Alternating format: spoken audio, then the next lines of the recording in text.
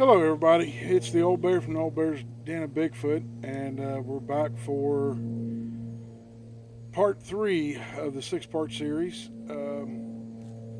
This will cover year 11 through year 15, and this is when I started to get into the thing of going to people's homes and trying to help them find ways to get rid of these Bigfoot. It's when I figured out that you put lights and stuff out and so on and so forth.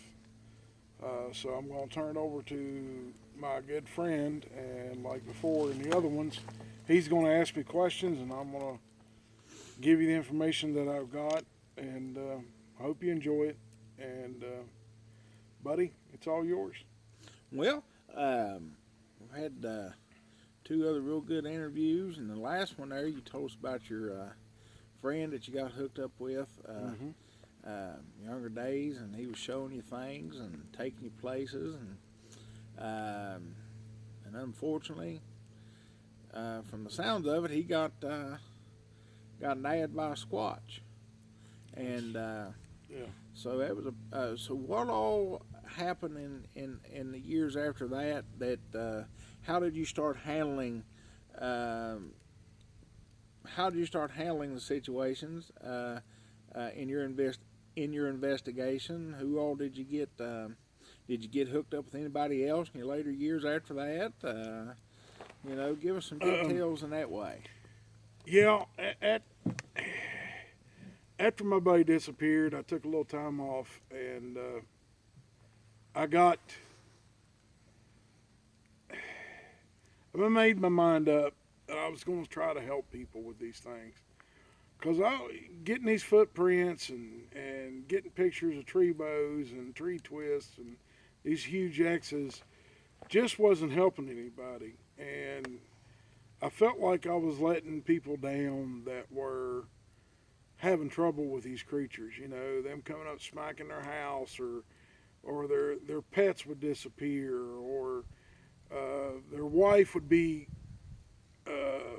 whistled at or growled at in the mornings, when they were leaving for work, and this is the time when I really got into the part of trying to find somebody to help me deal with these creatures, and trying to figure out ways to get them to just take off and leave these people's houses alone and leave the people alone. And that's pretty much what happened in my next 5 years. There's more details to it, but a lot of trial and error in that 5 year period of trying to get rid of these creatures. Not only with ways to get rid of them, but with people that would. We didn't charge nobody for these going to help them. I just felt the need to help these people, and a lot of times they'd fix dinner for you or something of that nature, but when it came to them actually paying you for that service, I didn't ask for money. I wasn't in it to make money. Just like I'm not into in it on YouTube to make money. It's not about money for me. For me, it's helping my fellow human being, and I was put on this quest for that reason, I believe. That the other people you run that you got to befriend and things like that. How did they handle this situation? What did they think of it? Did they believe in Bigfoot at first? Did they, how did they act when they got faced with it? Well, the first guy that I tried, he had an encounter with Bigfoot, and he was all gung ho about it. He never had an opinion as to what they were. He just knew that they existed because he'd seen them, and because he had seen them, he knew that these creatures could be aggressive because his encounter was a semi-aggressive thing, and he wanted to help people too, or at least that's what he said he wanted. And because of that, he came out with me once, and we went out, and it was dark, and they come around, and we were trying to push them out, and we weren't trying to kill these beings at this point. I had made my mind up I wasn't going to shoot one um, unless it forced me to. And by force me, I mean it had to do something to jeopardize my life or another person's life. So, Was there ever any situation like that where they did? Did they ever challenge you? oh yeah, Challenge your group? whenever the first one was pretty easy. About the second time or third time of going out and messing with these creatures. I think it was the third time I'd been out and trying to help a different family. They had a Bigfoot that was coming in, and he was being very aggressive towards the kids. He would always try to scare them in the house when they come out. It didn't make any difference what time of day or night it was. If they were outside, he would run them inside, and the father had actually shot at it a few times with a shotgun, and it would scream and holler and come up and smack the house at 2, 3 o'clock in the morning, and we showed up, and by this time I was already on my second guy, the third or fourth encounter, and third or fourth person family I was trying to help.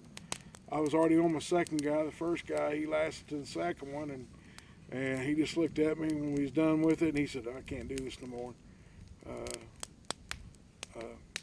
And he was in his late 20s, early 30s at the time, and it affected him that way, and he ran. He just said, "I can't do it no more," and I would call and talk to him, and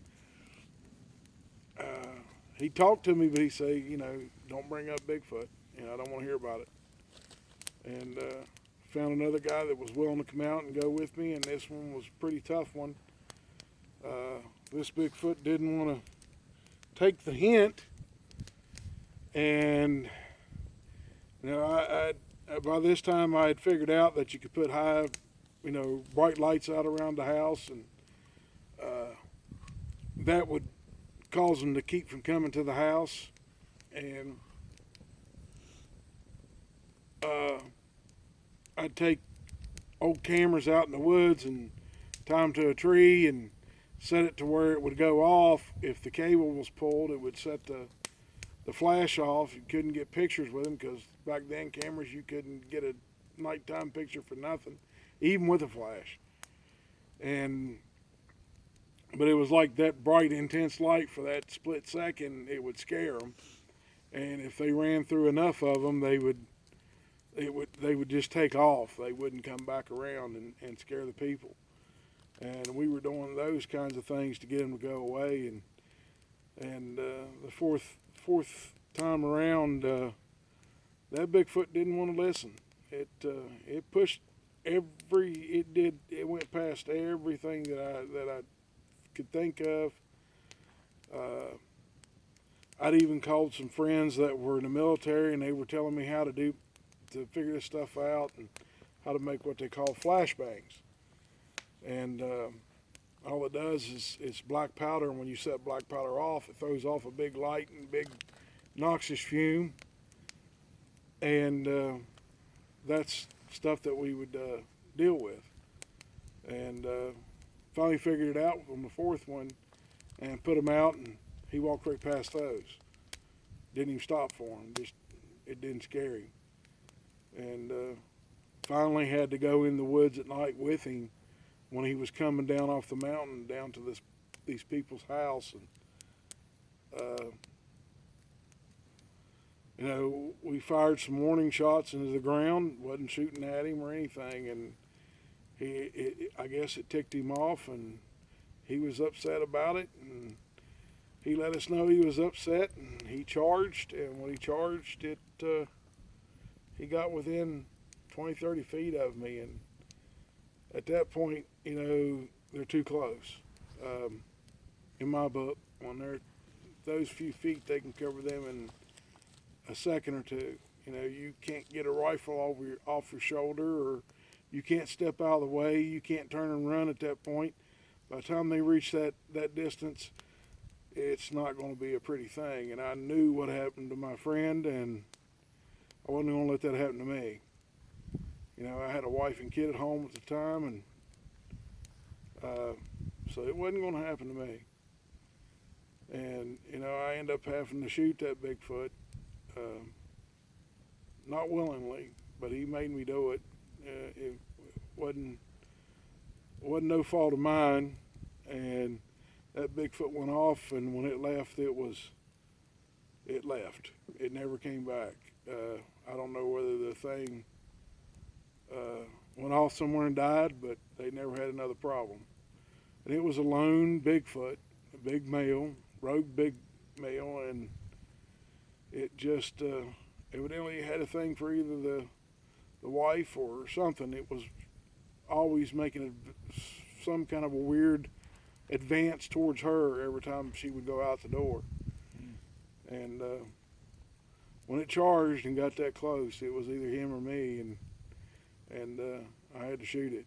There wasn't a question in my mind about it. Wow. Can you disclose what county this was in or state? This was actually in Ohio, in Muskingum County in Ohio. Wow.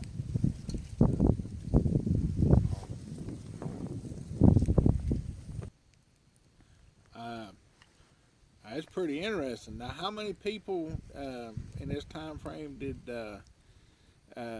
stuck with you or left you in your trials and tribulations of searching Sasquatch? In that 5-year period, I went through 20 different guys. Some years I'd go through, one year I went through 7 different guys in a year. You know, they were all gung-ho to go, but when they got out there and faced the music, it was, a couple of times I turned around and they're supposed to be behind me with a light on, and I see the light 100 yards away from me going back over the hill or going back out the flat, running as hard as they could run, you know, get away from these creatures because they were scared. And I understand that, but you don't leave somebody out there by themselves. I've never done it. And it was just people that I met, and some of them were friends, and you know, I understand you're scared, and I get it. You know, I wasn't, they weren't the only ones scared, but I was willing to stand and do what was right. And in my book, you know, by the end of the day, you have to answer, you know, you have to write down your own book. You know, you have to feel that you accomplished something, and that you did right by these people. And every time I always felt like I did the best job I could do. Most of them were successful. There were some Bigfoot that, you know, they were just playing games. To them, it was a game. To us, it was an aggravation. Some people had deprivation of sleep and stuff because of these creatures, and you know, you can't run. A human body can't run on a couple hours of sleep at night. Most people can't do that. And these guys, in that, you know, I know it averages out to about 4 a year, but between year 1 and year 4, I went through 2 guys. Or year 11 and 12, I went through 2 guys. And then on my 13th year was the year I went through 7 different guys. And I'm up to 9 now.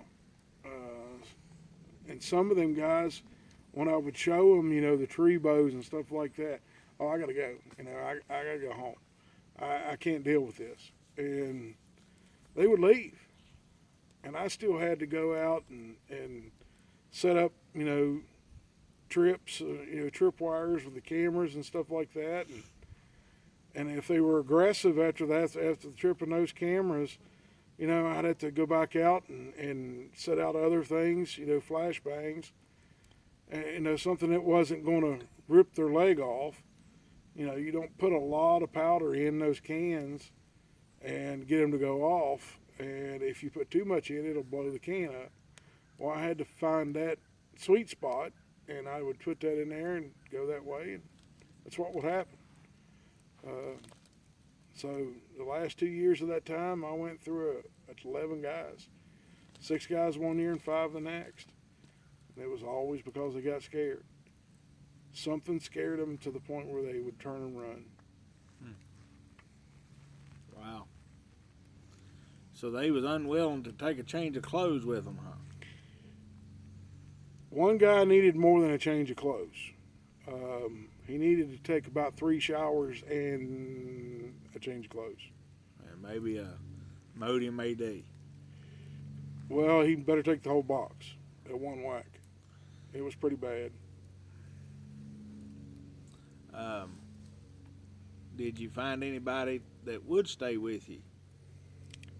I never found anybody in those first 15 years to stick around. Most guys would come out once or twice, and if something happened, they would growl or scream at them from 100 yards away or less. Most of them would turn and run. A lot of guys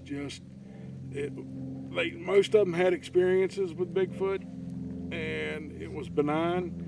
But if they were getting screamed at from 75 yards away or less, it turned their insides to jelly, and they would run away. And you just can't do that when you're trying to help somebody. That's just not me. I don't run away.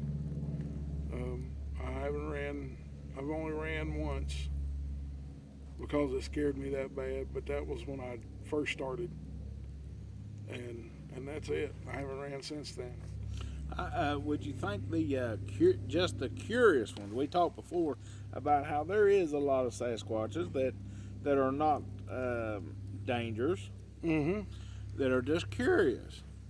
Then we talked about the ones that they are definitely a large number that is dangerous. Yeah.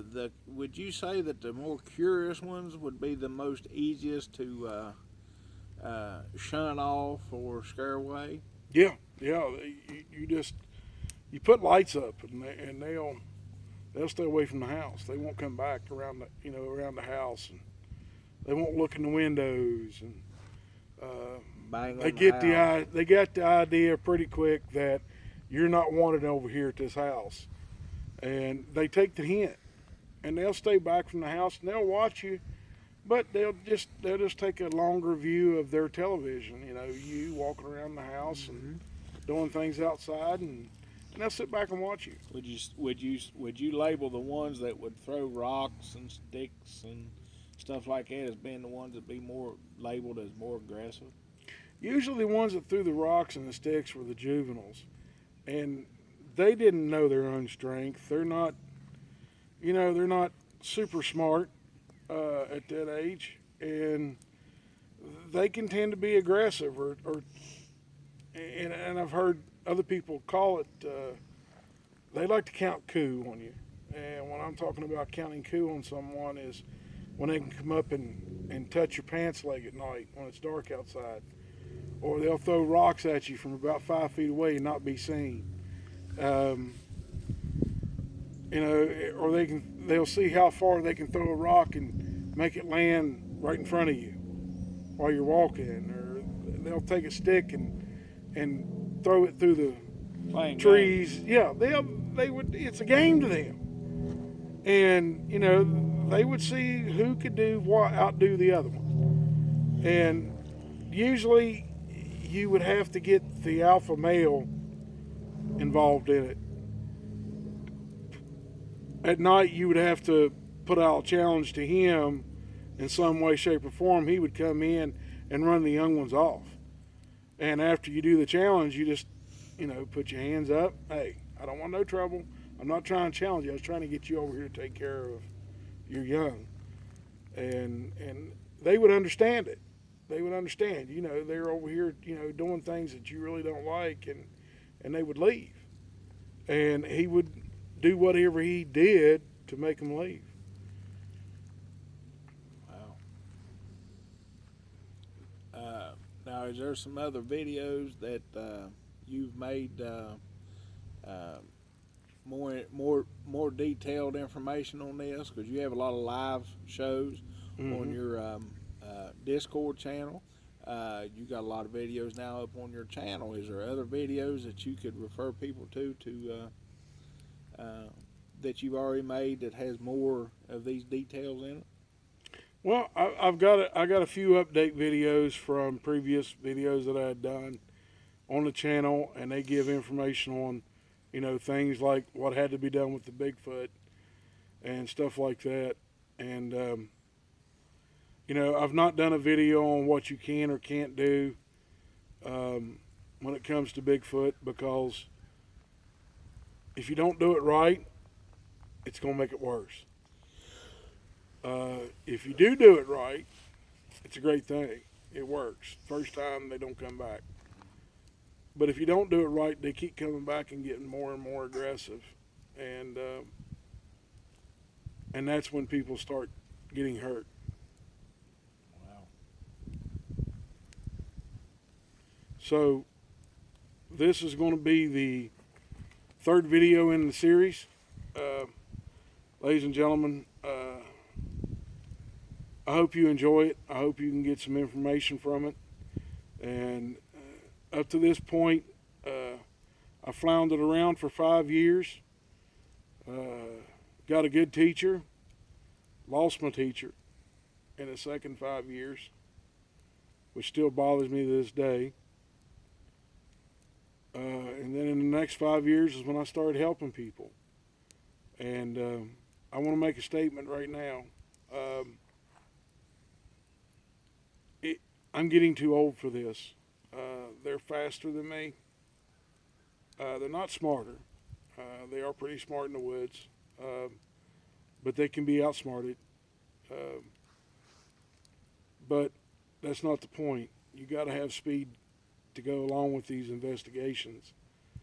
And I don't mind going on investigations with other Bigfoot people, researchers, but when it comes to taking care of a problem Bigfoot today, I'm not the person to call. There's other investigators out there that are younger that can help you get rid of them. But if you got a problem, call me, and I'd be glad to talk you through it, tell you how to do these things, and do them right the first time, and keep you from having this headache and having that trouble around your house, and hopefully protect your wife and your daughters and your sons.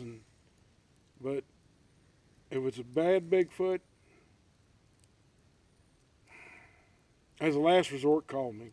I'll see what I can do. But I thank you all, and I appreciate each and every one of you watching. So when you get time, and if you can, leave a comment. Tell me what you think. Throughout all my videos, I tell you all do that. And I hope you enjoy it. And the old bear's saying bye for this one.